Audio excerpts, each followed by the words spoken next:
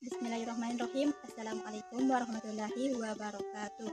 Perkenalkan, saya atas nama Sri Amelia dari program studi Pendidikan Islam Anak Usia Dini. Pada kali ini, saya akan membahas mengenai neuroscience dan pentingnya dalam perkembangan anak usia dini atau AUD di mata kuliah neuroscience. Dan dosen pengampu yaitu Ibu Eka Mulyaningsih, SPD MPD, Fakultas Tarbiyah Institut Agama Islam Negeri Bone. Apa sih itu neuroscience? Neuroscience adalah disiplin ilmu yang mempelajari sistem saraf, termasuk otak dan seluruh mekanismenya yang berperan penting dalam perkembangan manusia. Pada anak usia dini, otak berkembang secara signifikan, menciptakan dasar bagi kemampuan berpikir, emosi, dan perilaku. Periode usia dini, terutama 0-5 tahun, sering disebut sebagai masa emas karena pada masa ini otak berkembang sangat cepat dan sangat dipengaruhi oleh stimulasi lingkungan. Neuroscience memberikan pemahaman ilmiah tentang bagaimana otak anak berkembang dan bagaimana intervensi yang tepat pada tahap ini dapat mempengaruhi kualitas hidup seseorang di masa depan. Dalam konteks anak-anak usia dini, memahami neuroscience berarti memahami bagaimana mendukung anak untuk mencapai potensi maksimalnya. Adapun dasar-dasar neuroscience pada anak usia dini, yang pertama yaitu tahapan perkembangan otak, di mana trimester ketiga kehamilan hingga lahir sel otak terbentuk atau neurogenesis dan mulai membentuk koneksi awal atau synaptogenesis. Yang kedua yaitu 0-2 tahun. Pada masa ini tak puncak pembentukan sinapsis, otak anak dapat membentuk hingga 1 juta koneksi baru per detik. Dan yang ketiga itu 3-5 tahun. Proses pruning atau pemangkasan sinapsis terjadi di mana jalur saraf yang tidak digunakan akan dihapus untuk meningkatkan efisiensi otak. Adapun dasar-dasar yang kedua yaitu peran otak dalam perkembangan anak. Korteks prefrontal mengatur fungsi eksekutif seperti perhatian, pengambilan keputusan, dan kontrol emosi. Yang kedua yaitu sistem limbik, mengatur emosi dan hubungan sosial, yaitu area sensorik dan motorik, bertanggung jawab atas kemampuan sensorik seperti melihat, mendengar, dan gerakan motorik. Adapun dasar yang ketiga yaitu faktor pendukung perkembangan otak. Neuroscience menyoroti pentingnya beberapa faktor dalam mendukung perkembangan otak anak. Yang terakhir itu nutrisi yang kaya akan DHA, zat besi, dan protein sangat penting untuk pembentukan dan fungsi otak. Yang kedua yaitu pengalaman lingkungan, stimulasi melalui permainan, membaca, dan eksplorasi memperkuat jalur saraf.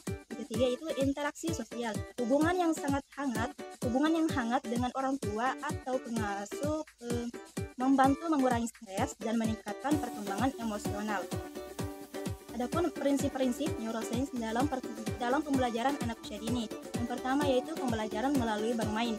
Neuroscience menunjukkan bahwa bermain adalah salah satu cara terbaik untuk belajar. Aktivitas bermain melibatkan berbagai area otak, termasuk area yang berkaitan dengan kreativitas, pemecahan masalah, dan kerjasama.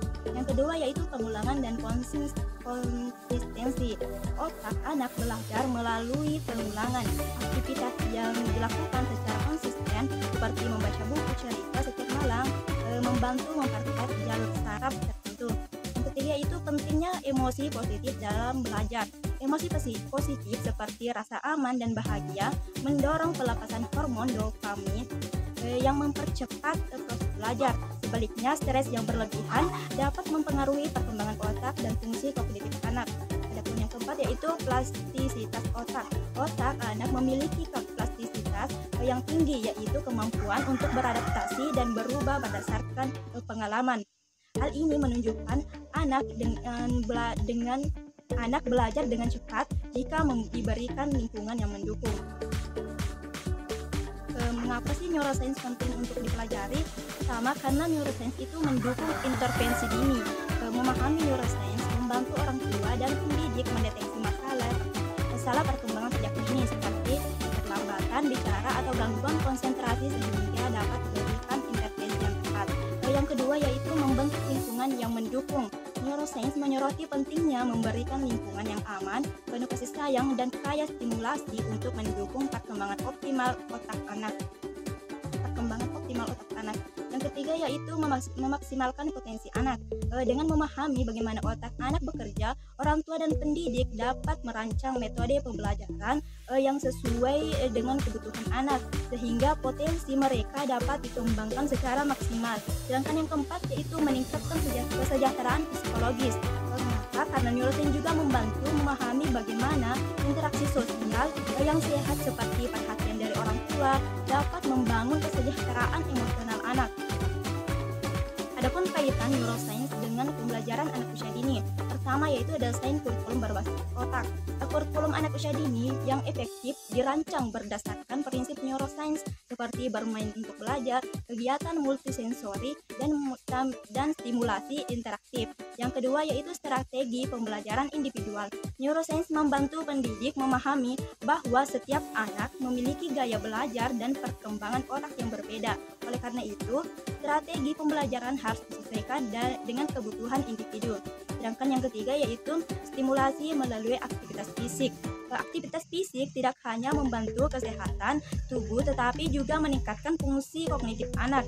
Gerakan membantu merangsang area otak yang berkaitan dengan koordinasi, perhatian, dan kreativitas. Adapun yang bisa saya simpulkan dari materi tersebut bahwa neuroscience memberikan pandangan yang mendalam tentang bagaimana otak anak berkembang khususnya pada masa emas perkembangan 0 sampai 5 tahun. Dengan memahami prinsip-prinsip neuroscience, orang tua, pendidik, dan pembuat kebijakan dapat menciptakan lingkungan yang mendukung perkembangan optimal anak melalui stimulasi yang tepat, nutrisi yang baik, dan hubungan emosional yang positif. Anak-anak tumbuh menjadi individu yang sehat, cerdas, dan bahagia. Itulah yang bisa saya katakan. Terima kasih. Wassalamualaikum.